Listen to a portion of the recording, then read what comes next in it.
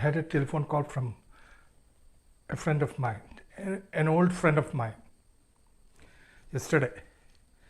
We talked for a long time about our school days, about the fun we had, about the teachers and so on. Then we came to talk about the headmaster of the school. He was a priest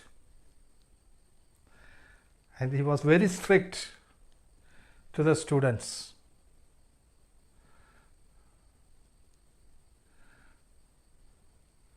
Now I remember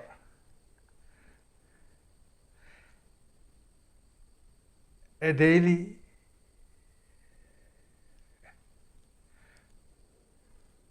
thing or a daily act at the gate of the school. Some students didn't properly tuck their shirts in. For some wired reason, the headmaster wouldn't like it. He got hold of those students and caned them. So this sight of the headmaster at the gates with a cane was a daily sight.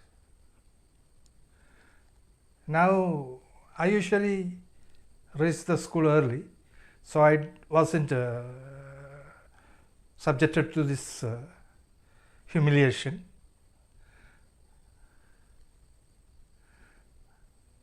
But I saw it being inflicted on other students.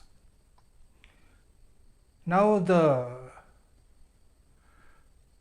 study of sciences or languages doesn't relate to the code of dress or the uniform the student wears. But somehow this headmaster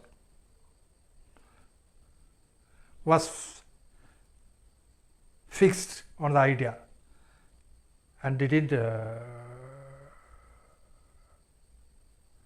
let go of his fixation. For other matters, he was a fine administrator. He was soft spoken. He didn't fly into rage or something. He had only one hobby. That I now understand is a message to the students. He had a big snake, not the poisonous one, but a big one, as thick as our legs.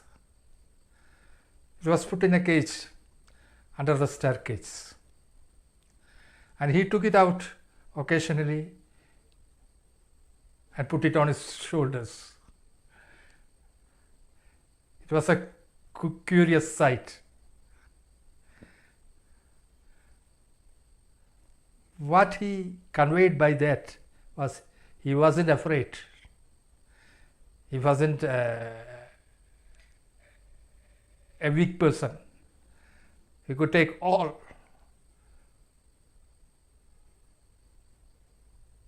mischievous children in his stride. That is what he must have conveyed. We were afraid of him, truly. So the school was successful. It is a good reputation based on its academic performances and this strict administration. And I left the school after the final exams.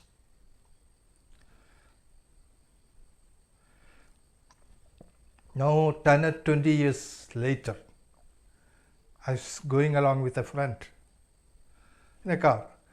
I saw this headmaster walking along the road.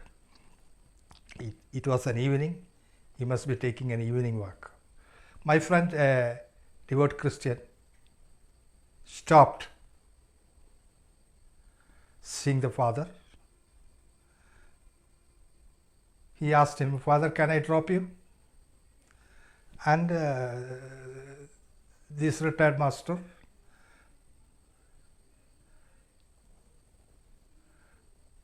got into the car and we dropped him at his residence. But I remember